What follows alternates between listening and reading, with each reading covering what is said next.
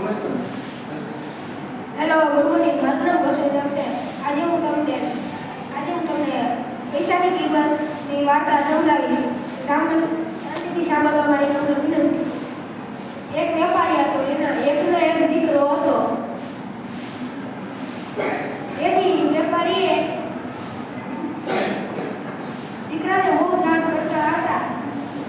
દીકરો બહુ પૈસા વાપરતો હતો. માતા પિતાએ ઘણો પ્રયત્ન કર્યો પણ દીકરાનો સુધારો આવ્યો નહીં. તે જેમ મોટો થતો ગયો તેમ વધુ પૈસા વાપરતો ગયો. તેથી માતા પિતાએ ઘણા પ્રયત્નો કર્યા પણ પુત્રને સમજાયું નહીં. દીકરાને સમજાયું નહીં. એકવાર પિતાએ દીકરાને કહ્યું કે બેટા, મારું જે છે એ તારું જ છે, પણ તારે પૈસા કમાઈને બતાવવું પડશે.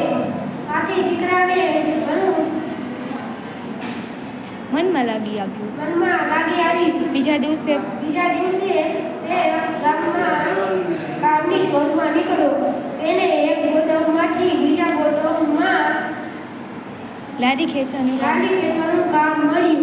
આખો દિવસ કાળી મજૂરી કરીને ₹1 મળ્યો. ઘરે આવી એના પિતાને આપ્યો.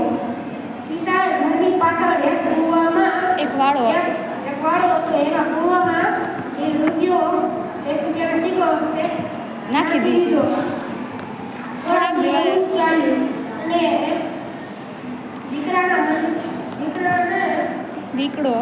દીકરાએ પિતાજીને પૂછ્યું